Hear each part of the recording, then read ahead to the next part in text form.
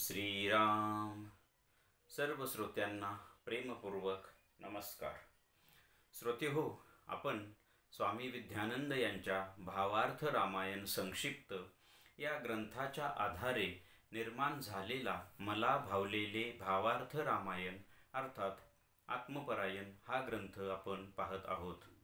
आज सुंदरकांडातील अध्याय 17 यामधील उर्वरित भाग म्हणजे मागच्या भागात आपण 17 अध्यायातील हनुमंताचे रावण सभेत आगमन ही कथा पाहिली आहे व साधकाच्या दृष्टीने पाहू यातील सुद्धा काही भाग पाहिलेला आहे. तर आजच्या भागामध्ये साधकाच्या दृष्टीने पाहू यामधील जो राहिलेला भाग आहे तो आपण पाहणार आहोत. ओम श्रीराम.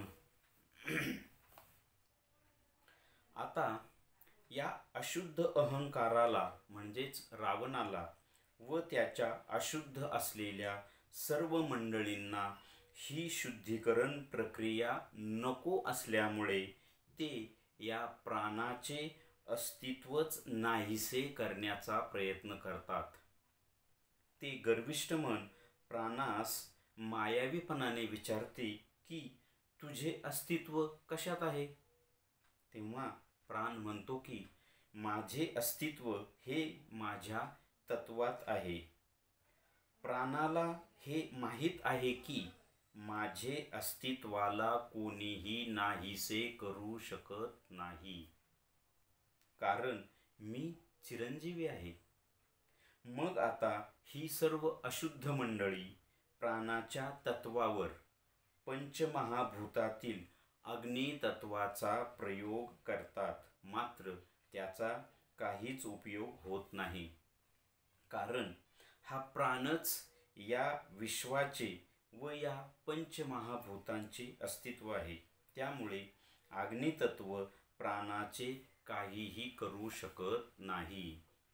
तेव्हा मग तो अशुद्ध अहंकार म्हणतो की अरे, तू ही शुद्धीकरण प्रक्रिया आमच्यापर्यंत घेऊन येणारा असा तू आहेस तरी कोण. तेव्हा प्राण म्हणतो की मी त्या आत्मस्वरूप सद्गुरूंचा म्हणजेच श्रीरामांचा दास आहे, त्यांचा मी रामदूत आहे. इथे त्या परमशांतीचा म्हणजेच सीता मातेचा मी शांतीदूत म्हणून आलो आहे व तुम्हा सर्व अशुद्ध मंडळींना या शुद्धीकरण प्रक्रियेत सामील करून घेणार आहे. प्राण त्या अशुद्ध अहंकारास म्हणतो की अरे, जरा पूर्वसंकेत पहा, म्हणजेच इतिहास जाणून घ्या की अशुद्धता ही शुद्धतेला कधीच नाहीसे करू शकत नाही, कारण शुद्धता ही नेहमी सत्य, एकनिष्ठ व प्रामाणिक असते, म्हणून ती कधीच नाहीशी होत नाही.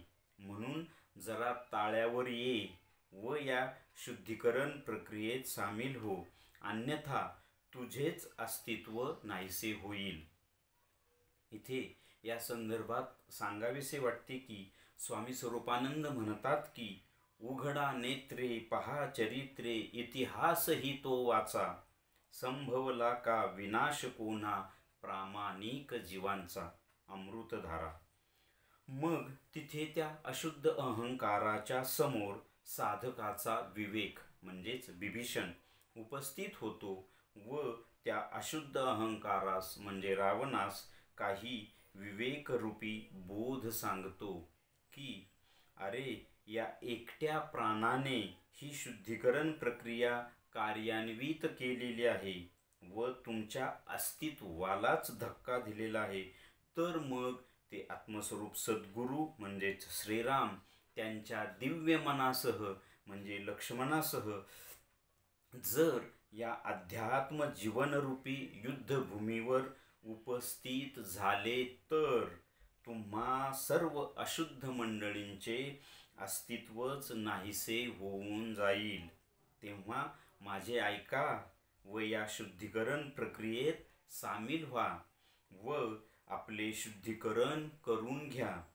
तुमचे अशुद्ध असलेले अस्तित्व टाकून देऊन शुद्ध अस्तित्वाचा स्वीकार करा आणि ज्या परमशांतीला तिच्या स्थानापासून ढळण्यास तुम्ही विवश केले आहे, तिचे हरण केले आहे, तिला परत तिच्या स्वस्थानी पाठवून द्या.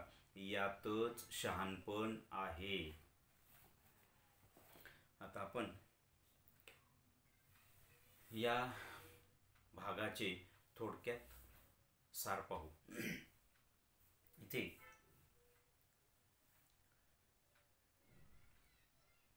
अशुद्ध असलेल्या सर्व मंडळींना प्राणाने ही जी शुद्धीकरण प्रक्रिया सुरू केलेली आहे तीच नको आहे. कथेमध्ये हनुमंताने सीतेचा शोध किंवा सीतेच्या सुटकेसाठी जे प्रयत्न केले आहेत, तर त्यांना हनुमंतच नको आहे. हनुमंतांनाच त्यांना मारून टाकायचं आहे. त्यांनी तसा प्रयत्न पण केलेला आहे, परंतु हनुमंतावर त्याचा काही परिणाम झालेला नाही. तसंच इथं यांना प्राणाचं अस्तित्व संपून टाकायचे साधकाच्या दृष्टीने, म्हणून ते अग्नितत्वाचा वापर करतात. परंतु ते हे विसरतात की ही पंचमहाभूते यांचं अस्तित्वच प्राण असतो. प्राण जर नसेल तर या पंचमहाभूतांना सुद्धा अस्तित्व असू शकत नाही. हीच ती ही मंडळी विसरून गेलेली आहेत. आणि मग जेव्हा त्यांच्या हे लक्षात येतं की म्हणजे अशुद्ध मंडळींच्या, सगळेच अशुद्ध मंडळी यामध्ये म्हणजे हव्यास आहे, अशुद्ध अहंकार आहे, गर्विष्ठ मन आहे, इतर सर्व वामशक्ती आहेत, म्हणजे जी राक्षस मंडळी आहेत ती इतर सर्व वामशक्ती आहेत. ह्यांच्या लक्षात येतं की ह्या प्राणावर याचा काहीच उपयोग होत नाही आहे. मग तो अशुद्ध अहंकार म्हणजेच रावण हनुमंतांना विचारतो की तू कोण आहे. तसं साधकाच्या दृष्टीने तो अशुद्ध अहंकार त्या प्राणाला विचारतो की अरे तू कोण आहेस असा, ही शुद्धीकरण प्रक्रिया आमच्यापर्यंत घेऊन यायला. आम्हाला ते शुद्धीकरण वगैरे काही नको आहे. आपल्याही जीवनात आपण अंतरंगात जर शोध घेतला ना, तर नीट जो कोणी शोध घेईल त्याला कळेल.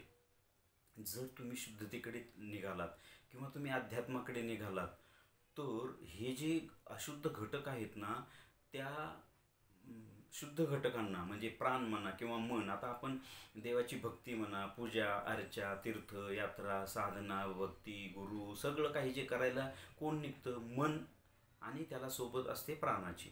तर हे जे बाकीचे घटक आहेत ना, हे त्यांना म्हणतात की तुम्ही कोण, हे या आमच्यापर्यंत ह्या गोष्टी, आम्हाला या भक्ती रस नाही, आम्हाला नको आहे, आम्हाला वाईट, पाप, अंधार, तम सगळं हे हवं आहे. परंतु तरीही मन आणि प्राण हे थांबत नाहीत, ही प्रक्रिया सुरूच ठेवतात ना, तेव्हा यांचा गोंधळ सुरू होतो. आणि मग हे यांना प्रश्न विचारतात की तू असा कोण आहेस आमच्यापर्यंत घेऊन येणार. तेव्हा प्राण जे उत्तर देतो ते खूप सुंदर आहे. की प्राण म्हणतो की मी माझ्या परम आत्मस्वरूप सद्गुरूंचा दास आहे, रामदूत आहे, आणि त्या परमशांती मातेचा मी शांतीदूत आहे. मी इथे शांती स्थापन करण्यासाठी आलेलो आहे. इथे तुझ्या या आध्यात्मिक जीवनात व्यक्तीच्या दृष्टीने शांती प्रस्थापित करायची, वैश्विक दृष्टीने विश्वाला शांत करायचे, शांतिमय करायचे, ईश्वरमय करायचे, असा मी शांतीदूत म्हणून आला आहे. आणि तो अशुद्ध अहंकाराला म्हणतो सुद्धा, जरा बघ मागचं उदाहरणं, म्हणजे अनेक व्यक्तींच्या बाबतीत ज्यांनी आत्मसाक्षात्कार करून घेतलाय त्यांची उदाहरणं बघ. ते प्रामाणिकपणाने त्यांची भक्ती, त्यांची साधना केली, तिथे अशुद्धपणा निघून गेला. हे नीट इतिहास आणि मागचे पूर्वसंकेत बघ. आणि त्यानंतर विभीषण रावणाला विवेक सांगतोय, बोध सांगतोय की हे रावणा, हे तू चूक करतोय. एकटा हनुमंताने इथे येऊन हा एवढा मोठा गोंधळ घातलाय. जर राम लक्ष्मण त्यांच्या वानर सेनेसहित इथे आले तर काय होईल, नीट विचार करा. तसं साधकाच्या दृष्टीने हा जो विवेक आहे हा अशुद्ध अहंकाराला बोध करतोय की हे अशुद्ध अहंकारा, एकट्या प्राणाने ही शुद्धीकरण प्रक्रिया या साधकाच्या जीवनामध्ये सुरू केलेली आहे. मग जर त्याचे आत्मसद्गुरू त्याच्या दिव्य मनासह त्याच्या जीवासह, त्याच्या सगळ्या शुद्ध मंडळींसह इथे आले तर काय होईल, नीट विचार करा. तर म्हणून माझा सल्ला ऐका, तुम्ही सुद्धा या शुद्धीकरण प्रक्रियेत सामील व्हा आणि तुमचं शुद्धीकरण करून घ्या. तुमचं अशुद्ध असलेलं अस्तित्व घालवून टाका, शुद्ध अस्तित्व निर्माण करा आणि त्या सद्गुरूंशी एकरूप व्हा, त्यांना शरण जा. त्यांचा हा शांतीदूत म्हणून, त्यांचा हा शिष्टाई करायला आलेला हा प्राण शांतीदूत म्हणून आलेला आहे, त्याला सहकार्य करा, असा विवेक त्या अशुद्ध अहंकाराला सांगतो. मात्र अशुद्ध अहंकार कोणाचंही ऐकत नाही. त्या शिष्टाईला सुद्धा तो अमान्य करतो, त्या शुद्धीकरण प्रक्रियेला अमान्य करतो. यावरून एक छोटासा आपण एक प्रसंग पाहू. प्रसंग महाभारतातला आहे.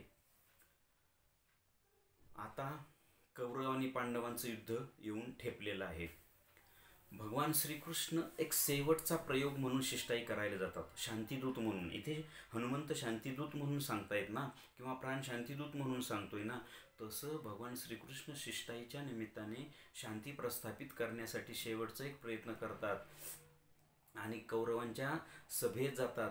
तिथे धृतराष्ट्र, भीष्म, द्रोणाचार्य, कृपाचार्य ही सर्व श्रेष्ठ मंडळी आहेत आणि सगळी कर्ण, सगळी कौरव मंडळी, 100 कौरव तिथे, दुर्योधन प्रमुख, ही सगळी मंडळी आहेत आणि तिथे तो प्रस्ताव ठेवतो भगवान श्रीकृष्ण की हे जे राज्य आहे ना, हे हस्तिनापुराचं राज्य हे पांडवाने जिंकलेलं आहे, पांडवांनी निर्माण केलेलं आहे, म्हणजे पंडुराजाने निर्माण केलेलं आहे, त्याच्यावर हक्क आहे पांडवांचा आहे, तुम्ही त्यावर कब्जा मिळवलेला आहे, तर तुम्हालाही काही भाग घ्या आणि त्या 5 पांडवांना सुद्धा काही भाग द्या.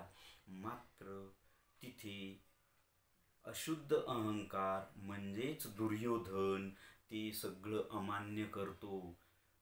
श्रीकृष्ण परोपरीने त्यांना समजावण्याचा प्रयत्न करतो, भीष्माचार्यांना सांगतो, द्रोणाचार्यांना, कृपाचार्यांना, धृतराष्ट्राला सांगतो, परंतु ही सगळी मंडळी या दुर्योधनाच्या अखत्यारीत, दुर्योधनाच्या अंडर, दुर्योधनाच्या हातात असतात. भीष्माचार्य हे पितामह आहेत, परंतु त्यांच्या राज्यात राहतात, त्यांचं अन्न खातात.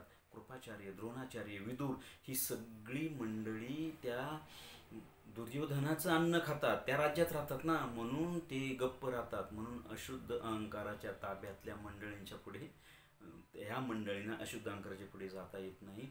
दुर्योधन त्या श्रीकृष्णाचा तो प्रस्ताव अमान्य करतो. शेवटी भगवान श्रीकृष्ण परोपरीने समजावून सांगतात. भगवान श्रीकृष्ण शेवटी सांगतात की दुर्योधना, हा विनाश टाळायचा असेल तर शेवटी फक्त 5 गावं, 5 गावाची भूमी तरी त्यांना दे रे. दुर्योधन काय उत्तर देतो? दुर्योधन म्हणतो की 5 गावं सोड, त्यांना इंचभर म्हणजेच सुईच्या टोकावर एवढी भूमी सुद्धा मी देणार नाही. एवढा हा अशुद्ध अहंकार पराकुटेला गेलेला असतो आणि शेवटी परिणाम काय होतो? विनाशच होतो ना कौरवांचा. एवढंच नाही तर तो दुर्योधन अशुद्धपणाने काय म्हणतो की ह्या श्रीकृष्णालाच अटक करा, आणि ते मात्र मग भगवान श्रीकृष्ण तिथं आपली किमया दाखवतात, आपलं खरं स्वरूप दाखवतात. प्रकाशमय जेव्हा ते स्वरूप होतं, सगळ्यांचे डोळे दिपून जातात, सगळे बेशुद्ध पडतात, इतकी भयंकर अवस्था होते. इथे रामायणामध्ये आता या अध्यायात आपण पाहतोय, हनुमंतांनी झलक दाखवली ना, किती सहस्र राक्षसांचा वध केला, अखयाला मारला. ही झलक भगवान श्रीकृष्णाने तेव्हा शिष्टाई करताना दाखवली होती. तेव्हा ते शांतीदूत बनून आलेले होते. इथंही हनुमंत शांतीदूत बनून आलेले, त्यांना युद्धाची झलकही दाखवली, तरी यांचे डोळे उघडत नाही. तिथेही दुर्योधनादी कौरवांचे डोळे उघडले नाही आणि शेवटी काय झालं? कौरवांच्या संपूर्ण कुळाचा विनाश झाला. तसंच इथेही पुढे रावणाच्या संपूर्ण कुळाचा विनाश होणार आहे. हेच या अध्यायाचं, या भागाचं सार आहे असं मला वाटतं. श्रीरामार्पणमस्तु. श्री ओम तत्सत ब्रह्मार्पणमस्तु.